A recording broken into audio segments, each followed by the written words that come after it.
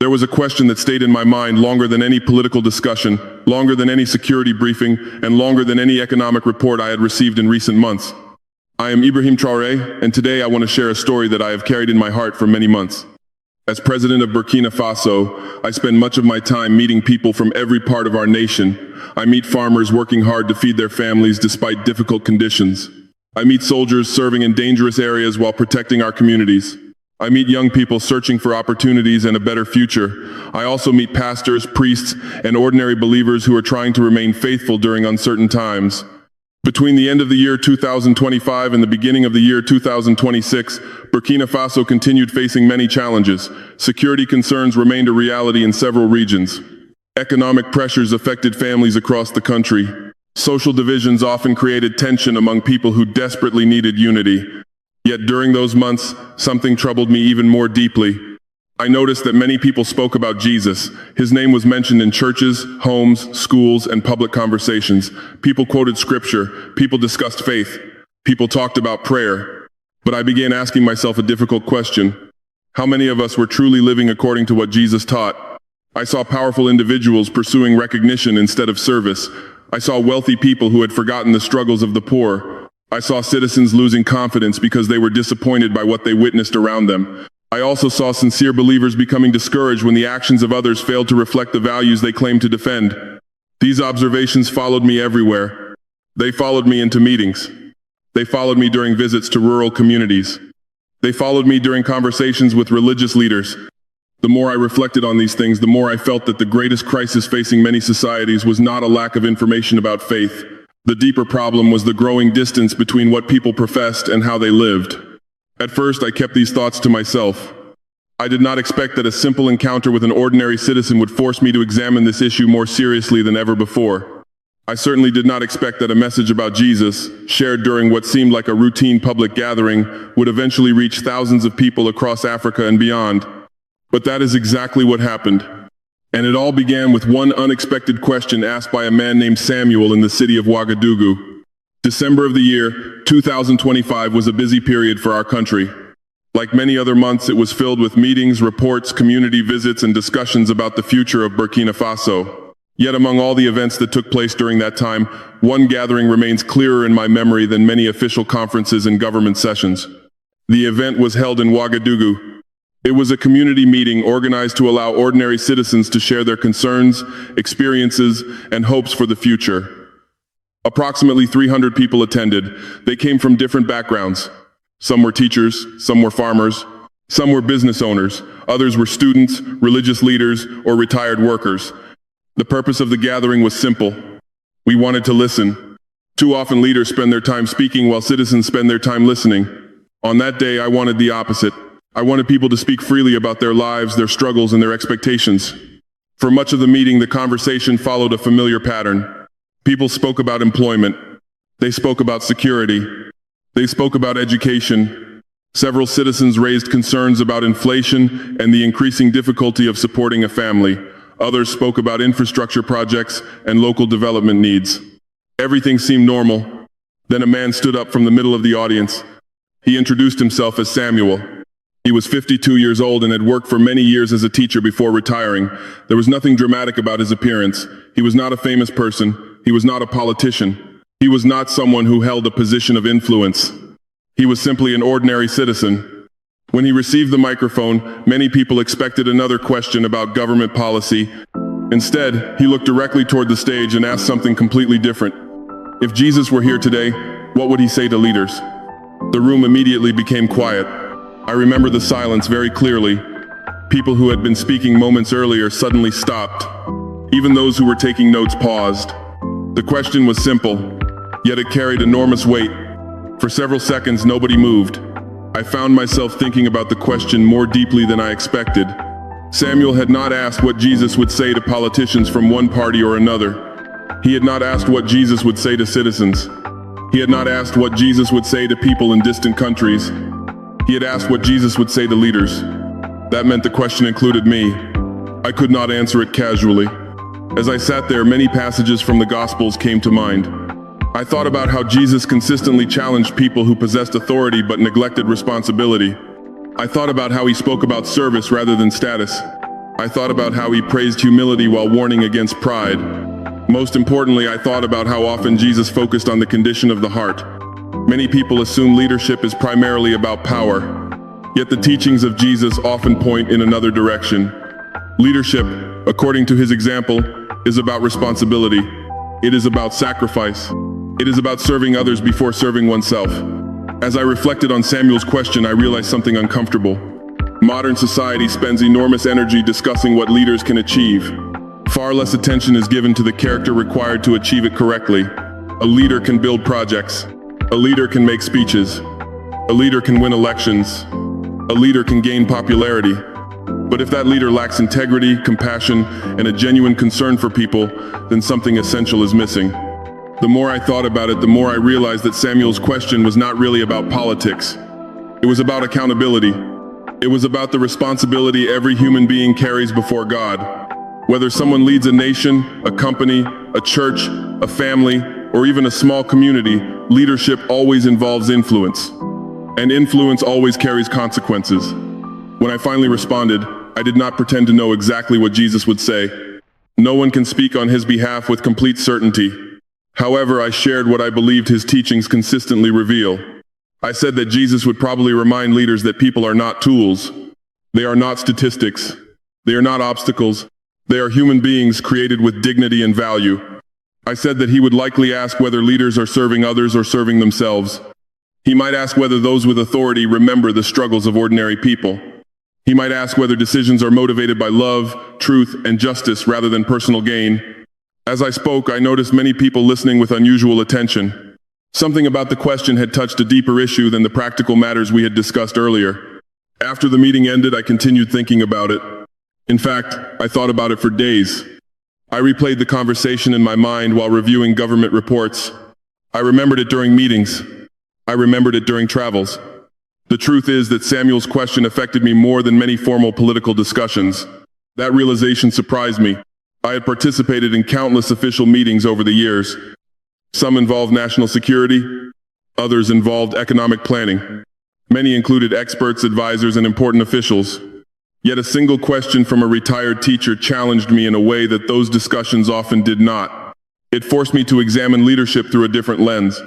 Not through the lens of strategy, not through the lens of politics, but through the lens of conscience. The experience also taught me something important. Wisdom does not always come from powerful people.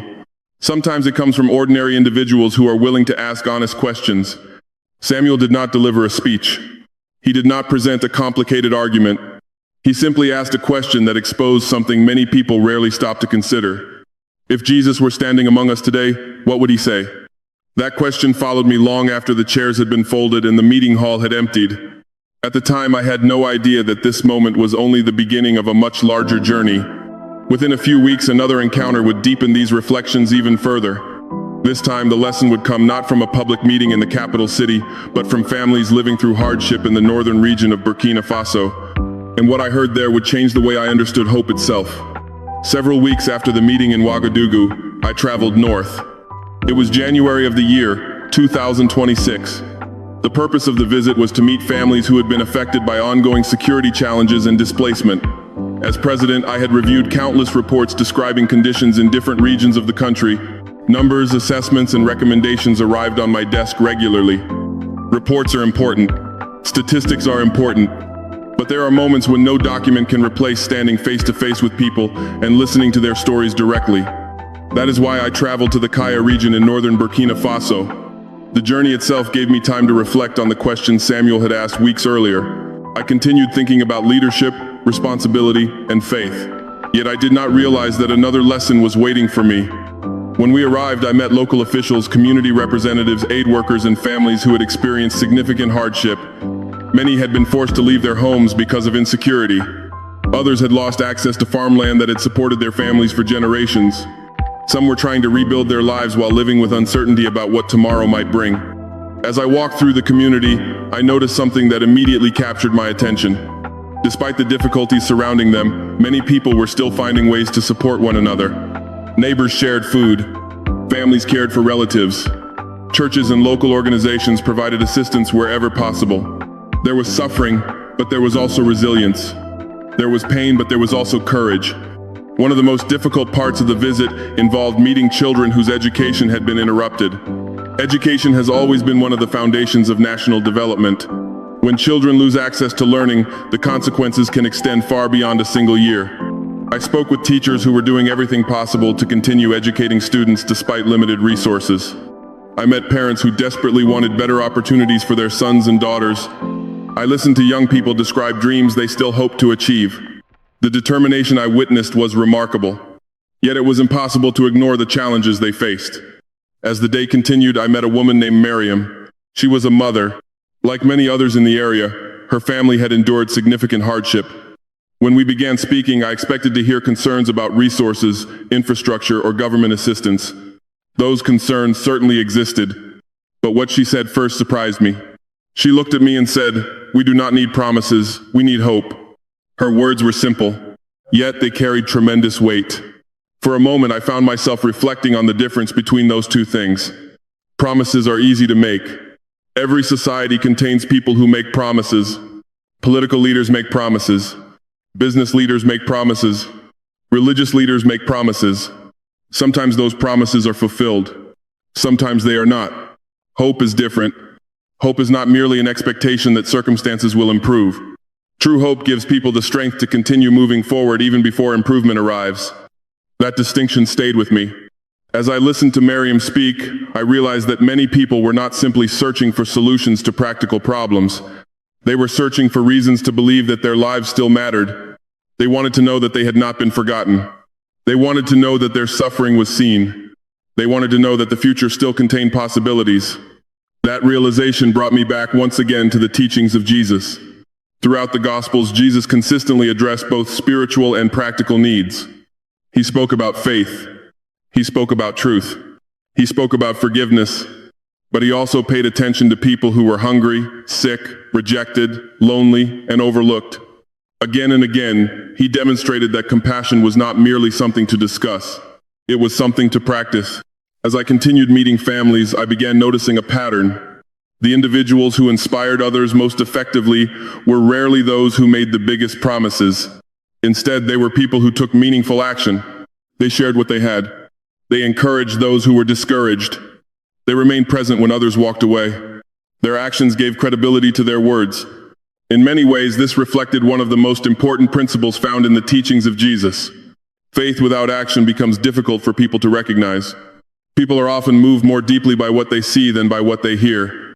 A kind act can communicate hope more powerfully than a speech. A moment of compassion can restore trust more effectively than an argument. A willingness to serve can inspire faith more than a public declaration. The longer I remained in Kaya, the more convinced I became that leadership and faith share a common requirement. Both demand action. It is not enough to speak about justice. One must pursue justice. It is not enough to speak about compassion. One must show compassion. It is not enough to speak about serving people. One must actually serve them. As the visit continued, I spoke with local pastors and community leaders who were working tirelessly despite limited resources. Many of them faced challenges that would discourage others. Yet they continued serving, not because they expected recognition, not because they expected rewards, but because they believed people needed hope. Their example left a strong impression on me. I began asking myself another difficult question. How often do societies celebrate success while overlooking service? Many people admire wealth. Many people admire influence. Many people admire fame. Yet some of the most valuable work in any community is performed by individuals whose names never appear in headlines. The teacher who encourages a struggling student, the parent who sacrifices for a child, the volunteer who helps a neighbor, the pastor who comforts a grieving family, the nurse who remains patient with suffering patients. These people may never become famous, yet their impact can transform lives. As evening approached, I continued reflecting on everything I had seen. The images stayed with me. The displaced families, the children pursuing education despite obstacles, the community members helping one another, and especially Miriam's statement, "We do not need promises, we need hope." The more I considered her words, the more I understood why they affected me so deeply. Hope is not created through speeches alone. Hope grows when people witness integrity. Hope grows when compassion becomes visible. Hope grows when words and actions agree with one another. That lesson applies not only to leaders, it applies to every person. Parents influence children, teachers influence students, pastors influence congregations, friends influence friends. Every individual has opportunities to either strengthen hope or weaken it. By the time I left Kaya, I felt changed. Not because I had discovered a new political strategy, not because I had learned new statistics, but because I had been reminded that genuine faith must eventually become visible through action. Without action, faith becomes an idea. With action, faith becomes a witness. As I traveled back toward Ouagadougou, another thought remained in my mind. If hope requires action, then perhaps one of the greatest dangers facing modern society is the temptation to become satisfied with appearances. People can appear successful without serving others. People can appear religious without loving others. People can appear faithful without living faithfully. That thought would become even more significant during my next journey. Soon afterward, I would meet an elderly pastor whose words would challenge me in a completely unexpected way.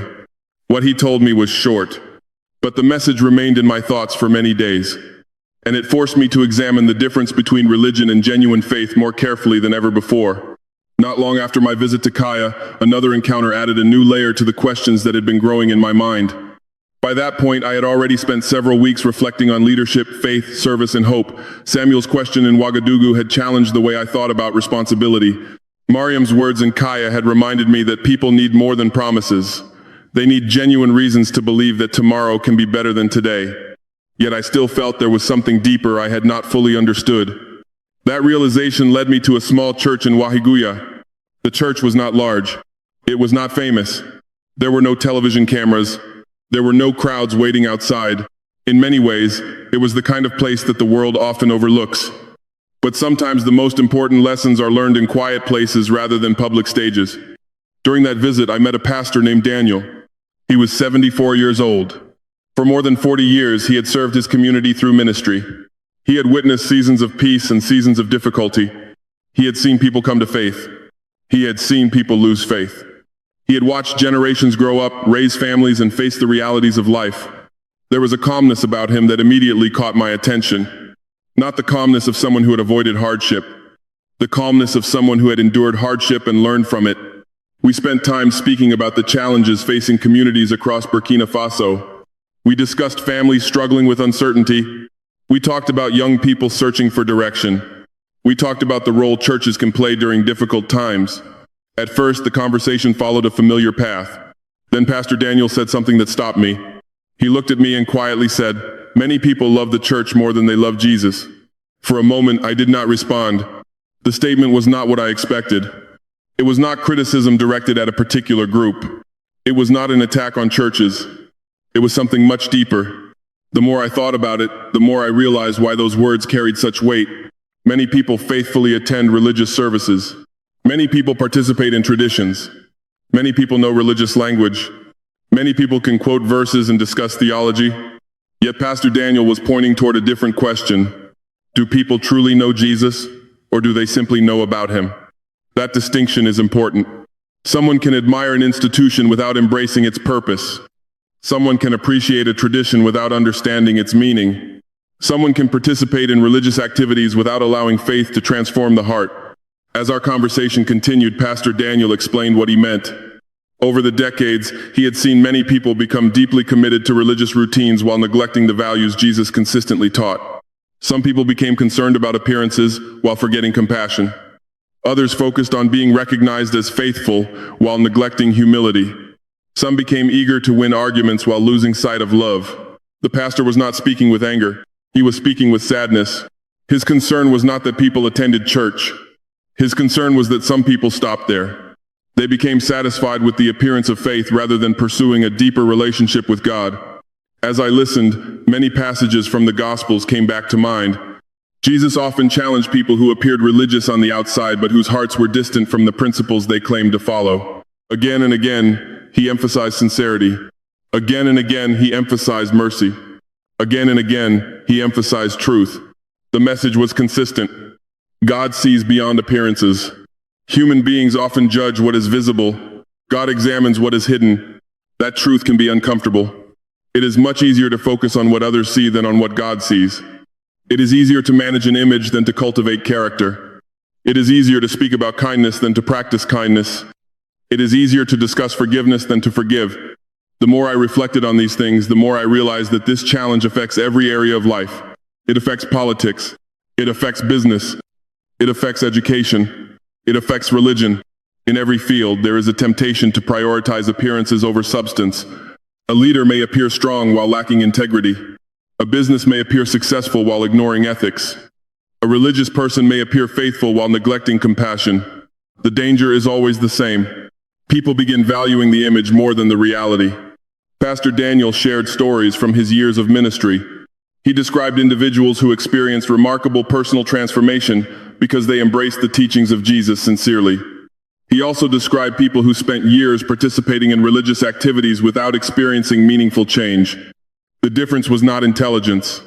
The difference was not education. The difference was not social status. The difference was the condition of the heart.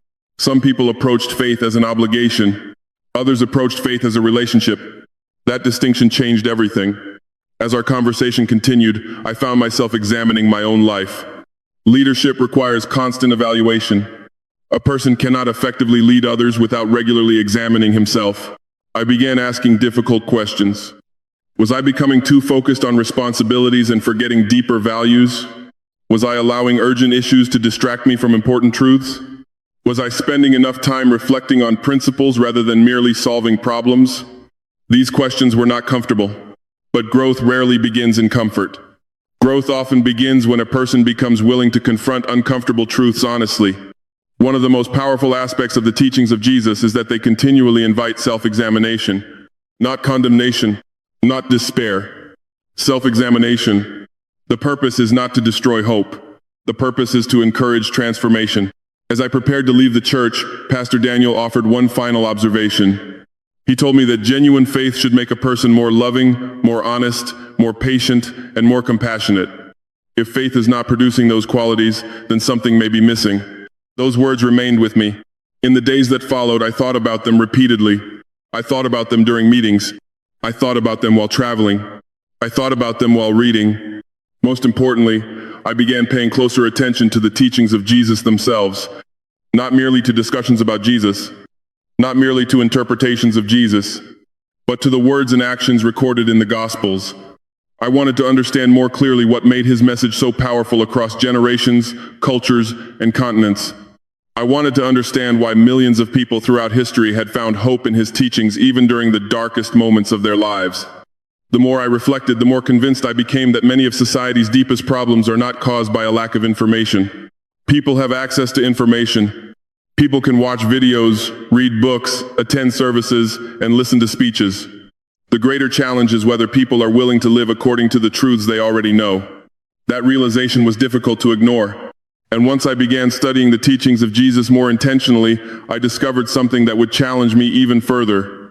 I started noticing how consistently he paid attention to people whom society often ignored. The poor, the rejected, the forgotten, the people others considered unimportant.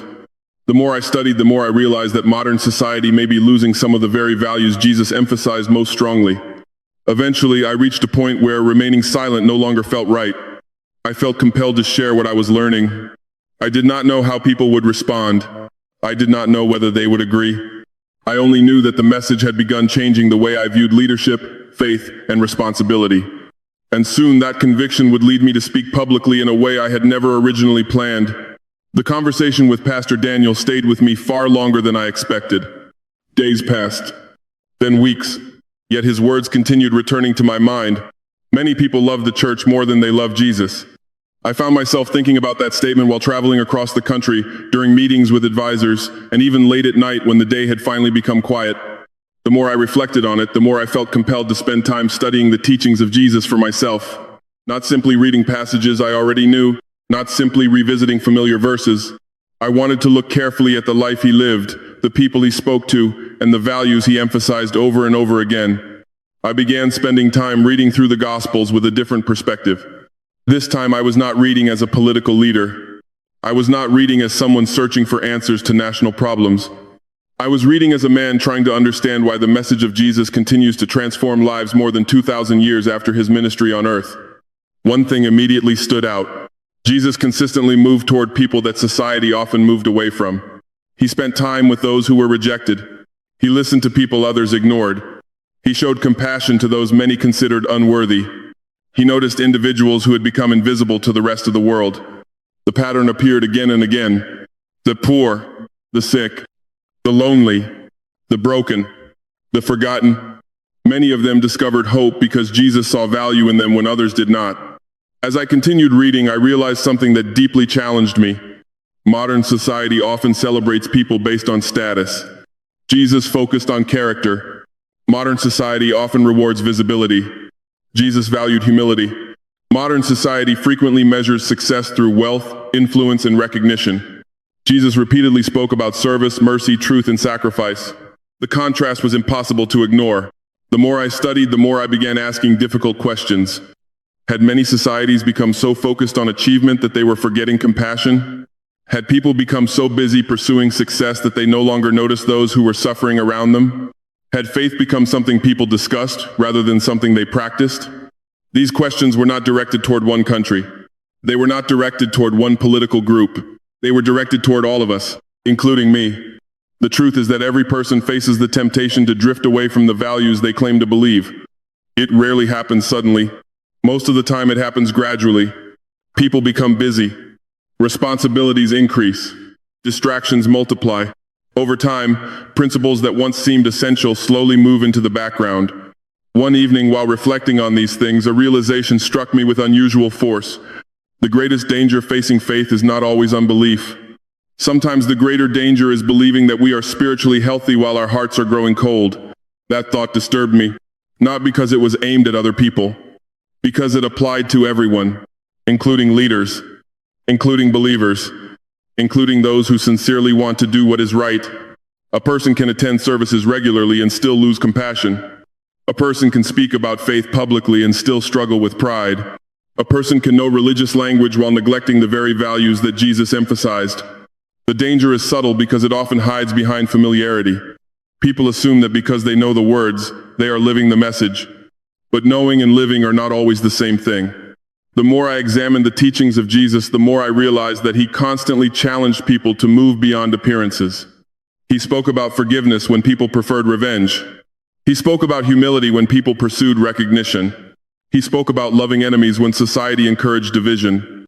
He spoke about serving others when many sought power. These teachings remain challenging today because human nature has not changed. Technology changes. Governments change. Économie change. But the struggles inside the human heart remain remarkably similar across generations. Pride still exists. Greed still exists. Jealousy still exists. Fear still exists. And because those struggles remain, the teachings of Jesus remain relevant. I also noticed something else. Many of the people who encountered Jesus experienced transformation because they were willing to confront uncomfortable truths about themselves. They admitted mistakes. They acknowledged weaknesses. They recognized their need for change. Transformation began when honesty replaced self-deception. That realization affected me deeply.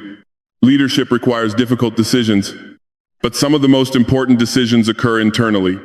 They involve character. They involve integrity. They involve the willingness to ask whether one's actions truly reflect one's beliefs. As these reflections continued, I became increasingly convinced that society needed to hear this message. Not because I considered myself a preacher, not because I believed I possessed special spiritual insight, but because the lessons I was discovering seemed too important to keep private. I thought about the people I had met during the previous months.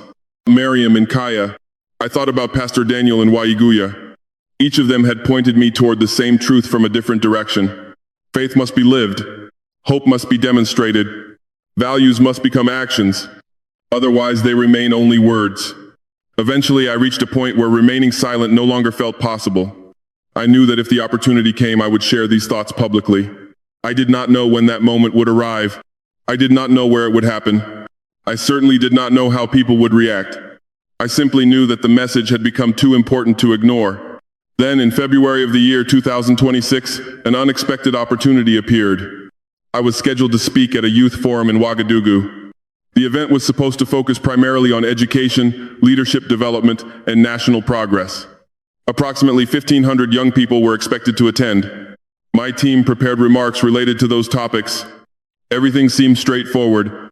Yet as the day approached, I felt increasingly convinced that I needed to speak about something else as well. Something far deeper. Something that had been growing in my heart ever since Samuel asked that unforgettable question months earlier. What happened next was not part of the original plan, and it would eventually become one of the most discussed speeches I had ever given. February of the year 2026 arrived with a sense of urgency that seemed to define much of modern life. Across Burkina Faso, young people continued searching for opportunities, education, stability, and hope. Many of them carried enormous potential. At the same time, many faced significant obstacles. That was why the Youth Forum in Ouagadougou had been organized. The event was designed to bring together students, young professionals, educators, community leaders, and government representatives for a discussion about the future of the country. Approximately 1,500 people attended. The atmosphere was energetic.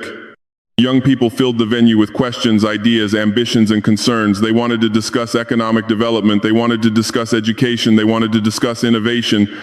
Most importantly, they wanted to discuss how they could contribute to a stronger future for Burkina Faso. Those were the topics I had prepared to address.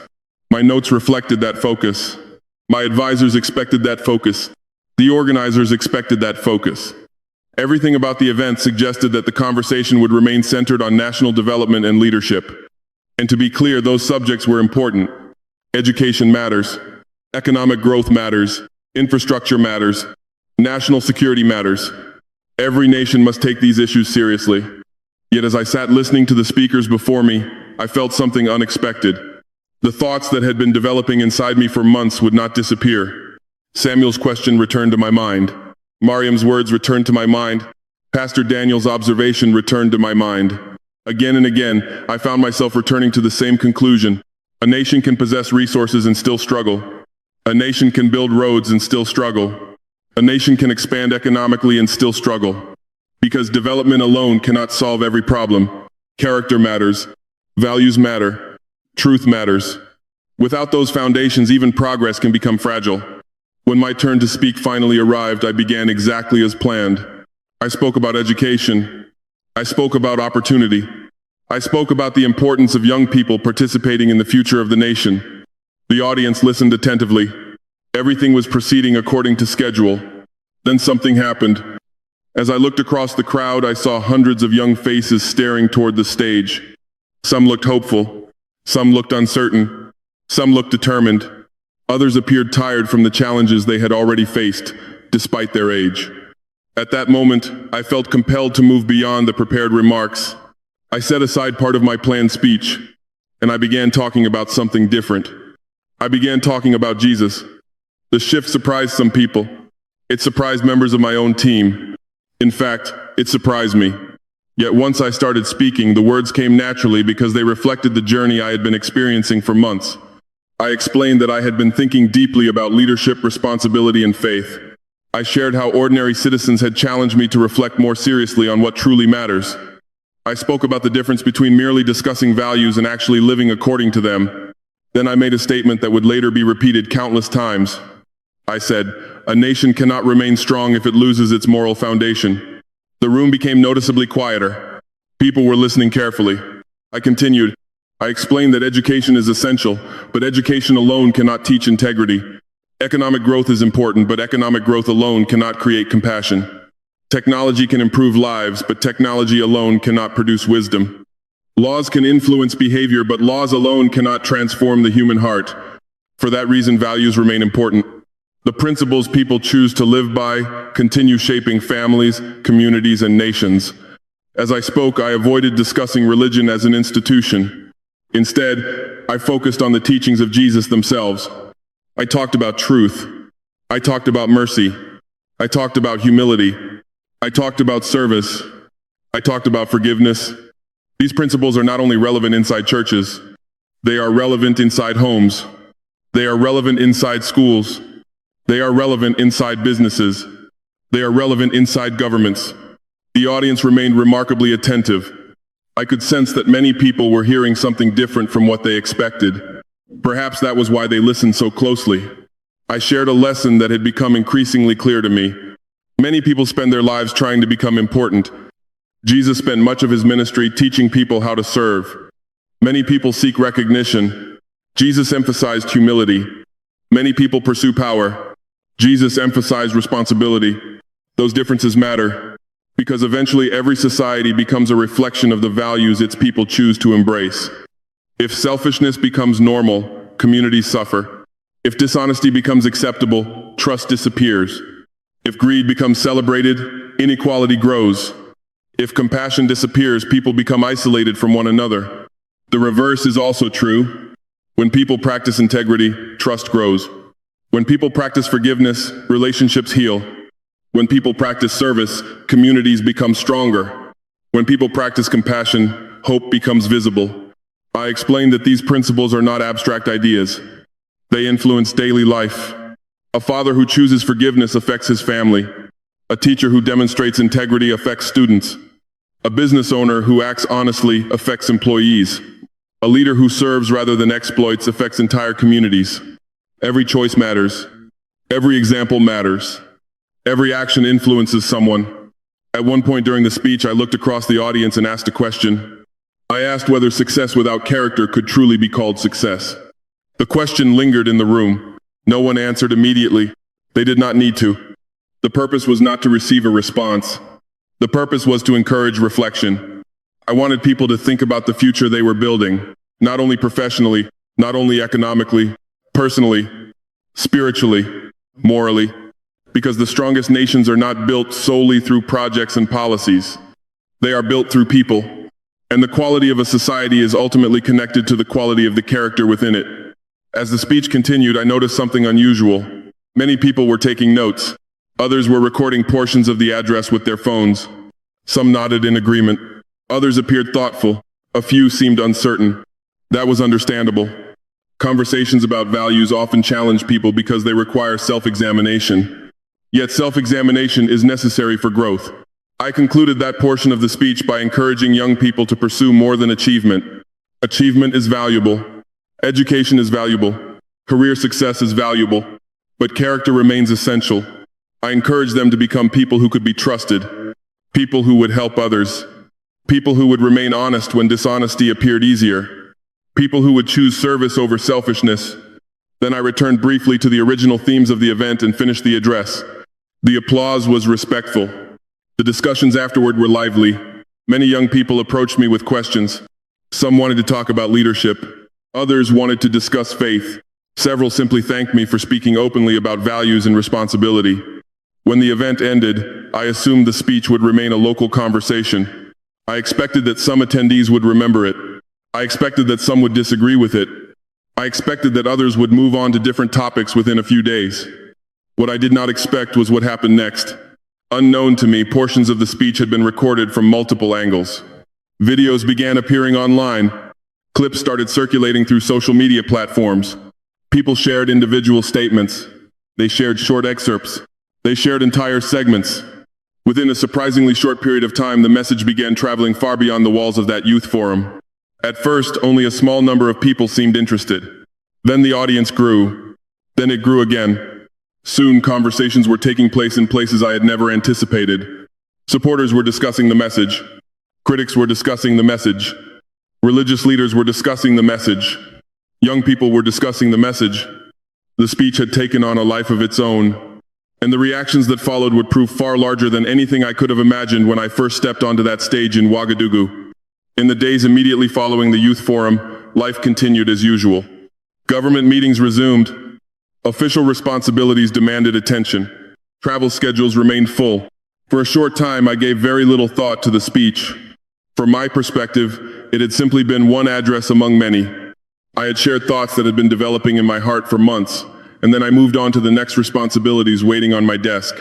What I did not realize was that the speech had already begun spreading far beyond the audience that attended the event. At first, the activity seemed modest.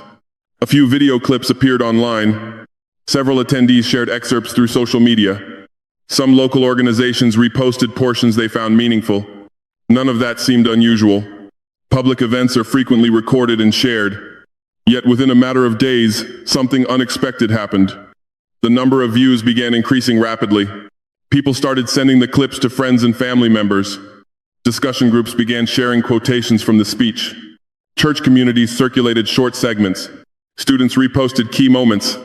Soon, messages started arriving from places far beyond Ouagadougou. Then they began arriving from outside Burkina Faso. The growth surprised everyone, including me. I remember sitting with members of my team while they showed me reports about the online response. Thousands of people had already viewed the videos, then tens of thousands. The numbers continued climbing. More surprising than the numbers themselves were the conversations those videos were creating. People were not simply watching. They were discussing. They were debating. They were reflecting. In many cases, they were sharing personal stories. Some viewers agreed strongly with what I had said. Others disagreed. A number of people criticized the message. That did not surprise me. Whenever important topics are discussed publicly, disagreement is inevitable. In fact, disagreement can be healthy when it encourages honest reflection. What interested me most was the fact that people were talking seriously about issues that often remain ignored. They were discussing character. They were discussing responsibility. They were discussing faith. They were discussing the relationship between beliefs and actions. Those conversations mattered more to me than view counts or online statistics. One evening, I spent time reading comments from different platforms. The responses reflected an extraordinary variety of perspectives. Some people focused on the message about leadership. Others focused on the discussion of moral foundations. Many focused on the teachings of Jesus that had been mentioned throughout the speech. One comment in particular caught my attention. A young man wrote that he had spent years hearing people argue about religion, but very little time hearing people discuss how faith should influence daily behavior. That observation stayed with me. Too often, public conversations become centered on labels. People debate identities. People debate affiliations. People debate institutions. Meanwhile, the practical question is sometimes forgotten. How should a person live? That question is central to the teachings of Jesus. The more I read responses, the more I realize that many viewers were not searching for another argument. They were searching for authenticity. They were tired of hypocrisy. They were tired of hearing principles praised publicly while being ignored privately. They wanted examples of integrity. They wanted examples of compassion. They wanted examples of people attempting to live according to the values they claimed to believe. Those reactions encouraged me. At the same time, criticism also appeared. Some individuals argued that political leaders should never discuss matters related to faith. Others questioned whether values rooted in spiritual teaching still had relevance in modern society. A few accused me of being unrealistic. I read those comments as well. And to be honest, I understood some of the concerns. History contains examples of leaders who misused religion for personal gain. History contains examples of people who spoke about faith while acting in ways that contradicted everything they claimed to represent. Those realities should never be ignored. But that was precisely why the conversation mattered. The issue was not whether people used religious language. The issue was whether they lived according to the principles they professed. There is a significant difference. Anyone can make declarations. Anyone can repeat familiar phrases. The greater challenge is applying those beliefs consistently in daily life. As discussions continued online, the debate expanded. Videos were shared in churches. They were discussed in schools. They were analyzed in community groups. Some people focused on the importance of forgiveness. Others focused on service. Others focused on leadership. Different viewers connected with different parts of the message. That diversity fascinated me. A single speech had produced thousands of different reflections. Each person seemed to hear something slightly different, yet a common theme emerged repeatedly. People were hungry for sincerity. The more messages I received, the clearer that became. Many individuals expressed frustration with public figures who spoke about values but failed to demonstrate them. Others described disappointment with institutions they once trusted. Some explained that they had become skeptical because they had witnessed too much hypocrisy. Yet despite that disappointment, many had not abandoned hope. Instead, they were searching for examples that could restore it. That realization affected me deeply. Hope remains one of the most powerful forces in human life. People can endure extraordinary hardship when they possess hope. Without hope, even small challenges can feel overwhelming. Perhaps that was one reason Miriam's words in Kaya had remained so memorable. We do not need promises, we need hope. Now I was seeing evidence of that truth on a much larger scale. Across different countries, cultures, and backgrounds, people were responding because they were searching for reasons to believe that integrity still matters. That compassion still matters.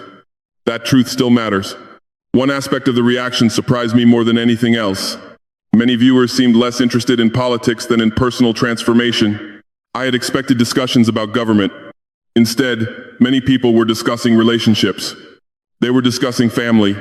They were discussing forgiveness. They were discussing personal responsibility. In other words, they were discussing life. That observation reminded me of something I had noticed while studying the Gospels.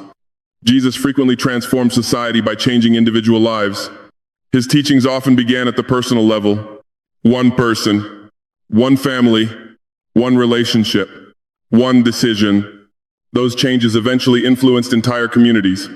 Perhaps the same principle remains true today. Large-scale change often begins with small personal choices. A person chooses honesty.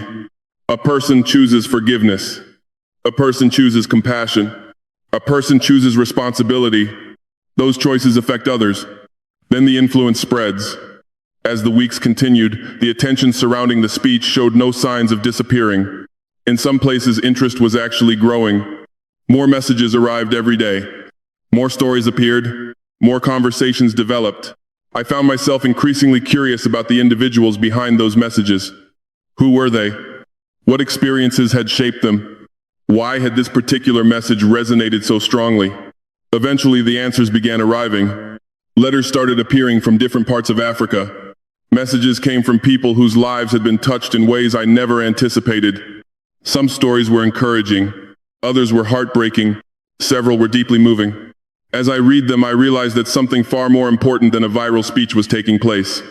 People were reevaluating their lives. People were reconciling relationships. People were returning to values they had neglected. And those personal testimonies would soon become the most meaningful part of this entire journey.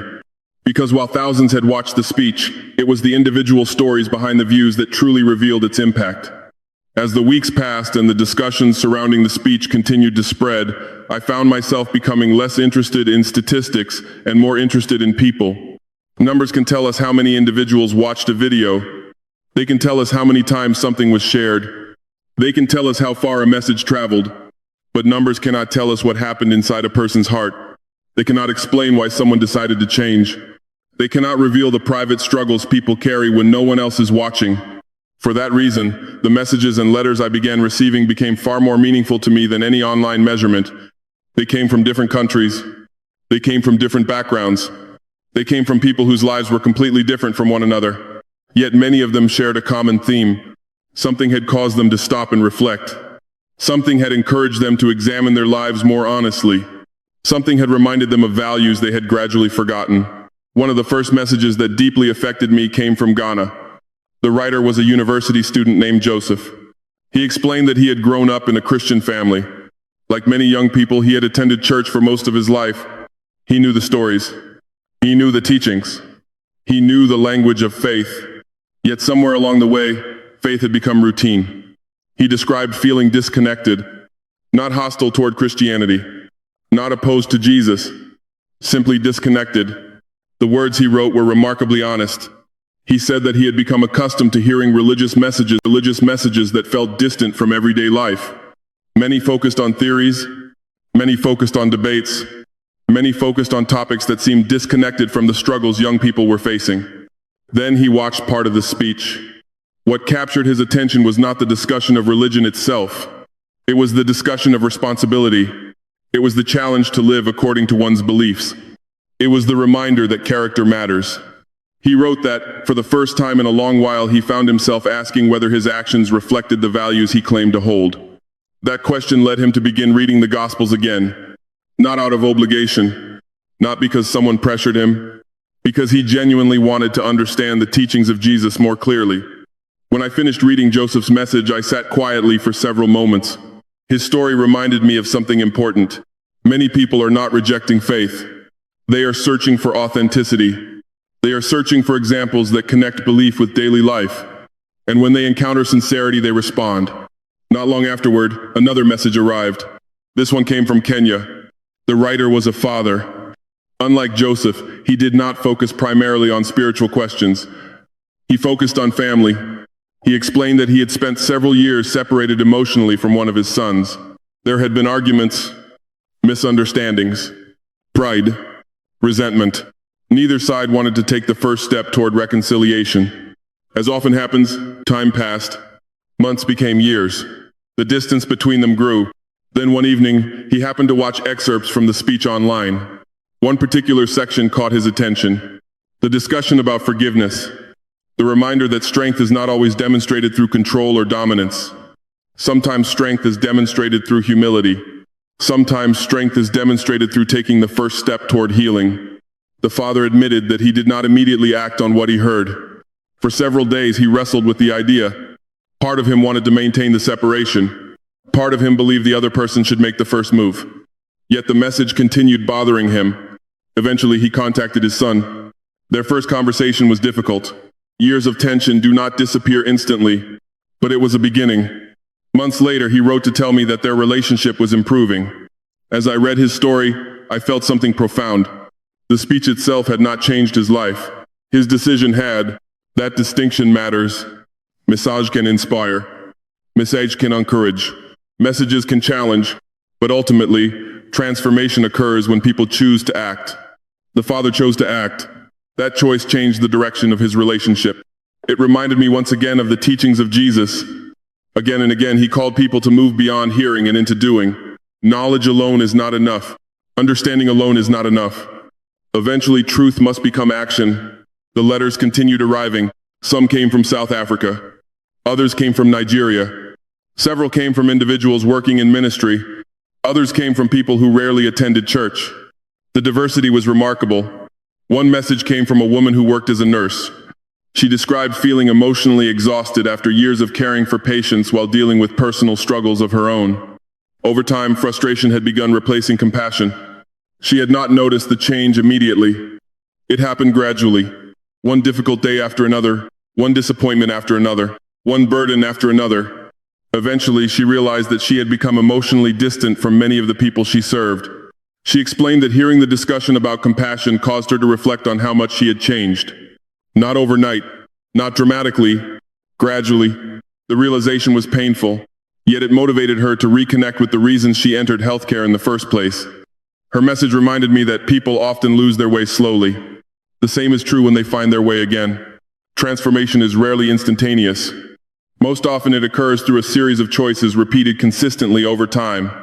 Another letter came from a young businessman in Nigeria. His story focused on honesty. He described facing pressure to compromise his principles in order to advance professionally. Many people around him viewed dishonesty as normal. Some even viewed it as necessary. For a period of time, he had started convincing himself that integrity was unrealistic in the modern world. Then he encountered the speech. The discussion about character challenged him, not because it provided easy answers, because it forced him to confront difficult questions.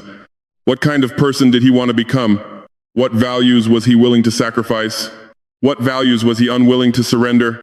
His letter did not describe a perfect ending. Life rarely works that way. Instead, he explained that he had recommitted himself to maintaining integrity, even when doing so carried a cost. I appreciated the honesty of that response. The goal is not perfection. The goal is faithfulness. Every person struggles. Every person fails. Every person faces moments of weakness. The important question is whether they continue striving toward what is right. As more testimonies arrived, a pattern became increasingly clear. People were not responding primarily to political ideas. They were responding to timeless principles. Truth, forgiveness, compassion, humility, service. These values transcend borders. They transcend cultures. They transcend generations. That is why they continue resonating with people around the world. One evening, after reading another collection of messages, I found myself reflecting on the entire journey. It had started with a simple question from Samuel. If Jesus were here today, what would he say to leaders? At the time, I could not have imagined where that question would lead. Now, months later, I was reading testimonies from people across Africa whose lives had been influenced by the conversation that followed. The experience taught me something important. People often underestimate the impact of ordinary moments. A conversation, a question, a decision, a message. Any of these can influence lives in ways that remain invisible at first. Most meaningful change begins quietly. It begins inside individual hearts. Then it spreads outward, family by family, person by person, community by community. Perhaps that is why the teachings of Jesus have endured for so many generations. They do not begin by transforming institutions. They begin by transforming individuals. As I continued reflecting on the testimonies, one realization became impossible to ignore. The most important thing was not the speech. It was not the attention. It was not the discussions. The most important thing was the decision people made after hearing the message. The father who chose reconciliation. The student who chose reflection. The nurse who chose compassion. The businessman who chose integrity. Those choices mattered. In fact, they mattered far more than anything I had said. Because words can point people toward a path, but only individuals can choose to walk it. That realization became one of the most powerful lessons of the entire experience. And it forced me to think more carefully about the true meaning of influence, leadership, and success. The conclusions I eventually reached would become some of the most important lessons I have learned in my life. After reading so many letters, messages, and personal testimonies, I found myself reflecting on a question that had become increasingly important. What truly lasts? It is a simple question. Yet the older I become and the more responsibilities I carry, the more significant that question seems. In public life, people often focus on visible achievements. They focus on positions. They focus on influence. They focus on wealth. They focus on recognition. These things attract attention because they are easy to measure. People can see them. People can discuss them. People can celebrate them. But the testimonies I received forced me to think beyond those things. Again and again, I noticed that the stories which moved me most were not about power. They were not about money. They were not about status. They were about transformation. A father reconnecting with his son. A young man rediscovering purpose. A nurse recovering compassion. A businessman choosing integrity. None of those stories would appear on the front pages of newspapers. Yet each one represented something profoundly important. They represented lives being changed, and that realization led me toward one of the most important lessons I have learned as a leader. Power is temporary. Every position eventually belongs to someone else. Every title eventually passes to another person. History demonstrates this repeatedly. Leaders come and go. Governments change. Political movements rise and fall. No individual remains in power forever. The same is true of wealth. Money can create opportunities. Money can solve certain problems. Money can improve living conditions, yet money cannot guarantee peace. It cannot guarantee purpose. It cannot guarantee integrity. It cannot guarantee love. Likewise, fame is temporary. Public attention shifts quickly. People who dominate headlines today may be forgotten tomorrow. Recognition comes and goes. Applause comes and goes. Public opinion changes. These realities are simply part of life. The more I reflected on them, the more I understood why the teachings of Jesus continue speaking across generations. His message was never centered on temporary things. Again and again, he directed attention toward things that endure: truth, compassion, mercy, service, faithfulness. These values remain relevant because human beings continue needing them. A society may become technologically advanced. It may become economically successful. It may become politically influential. Yet, if it loses these foundational values, serious problems eventually emerge. I began sharing these reflections with younger leaders around me. Many of them are talented. Many are intelligent. Many possess tremendous potential. They represent the future of Burkina Faso. Whenever possible, I encourage them to think beyond immediate success. Ambition is not wrong. Achievement is not wrong. Leadership is not wrong. The question is what guides those things. Character must guide ambition. Integrity must guide achievement. Service must guide leadership. Without those foundations, success can become dangerous. With those foundations, success can become a blessing. I often tell younger leaders that people may forget many of your speeches. They may forget many of your accomplishments, but they will remember how you treated them. They will remember whether you acted with honesty. They will remember whether you cared about people or merely used them. Character leaves a lasting impression. That lesson applies to everyone, not only leaders. Parents influence children. Teachers influence students. Employers influence workers. Pastors influence congregations. Friends influence one another. Every person possesses influence in some form. The question is how that influence will be used. The teachings of Jesus offer a powerful answer. Use influence to serve. Use influence to help. Use influence to encourage. Use influence to lift others rather than elevate yourself. The simplicity of that message is part of its strength. The world often teaches people to climb higher. Jesus consistently taught people to serve deeper. The world often emphasizes what people can gain. Jesus emphasized what people can give. The world often measures value through achievement. Jesus measured value through love and service. Those differences have challenged people for centuries because they challenge human nature itself. Yet they also explain why his teachings continue transforming lives. Another realization emerged as I reflected on everything that had happened during those months. The individuals who inspired me most were rarely the most powerful people I met. Samuel was a retired teacher. Mariam was a mother facing hardship. Pastor Daniel was an elderly pastor serving a small congregation.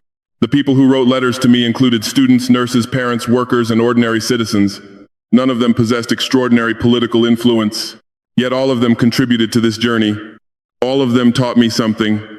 All of them reminded me that wisdom often appears in unexpected places. That realization has made me more attentive. Leadership requires listening, not only speaking, listening. Important lessons are often hidden inside ordinary conversations. A question from a retired teacher, a statement from a mother, an observation from an elderly pastor, a testimony from a student. Any of these can reveal truths that formal reports never capture. The experience also strengthened my conviction that societies need moral foundations. Not because moral foundations make people perfect. No one is perfect. Not because moral foundations eliminate every problem. Every society faces challenges. But moral foundations help people navigate those challenges. They provide direction when circumstances become confusing. They provide stability when conditions become difficult. They provide guidance when difficult decisions must be made. Without them, people can easily lose their way. As these thoughts continued developing, I realized that the journey was leading toward one final conclusion. The message that had begun months earlier was never really about a speech. It was never about attention. It was never about public reaction. The deeper message was much simpler. People need to live what they claim to believe. That principle applies to leaders. It applies to citizens. It applies to families. It applies to communities. It applies to everyone. The more closely actions align with values, the stronger individuals become. The stronger families become. The stronger communities become. The stronger nations become. And after everything I had seen, heard, and learned during those months, I knew there was one final message I wanted to share. Not as a president, not as a public figure, simply as a fellow human being who had spent months reflecting on faith, leadership, responsibility, and hope.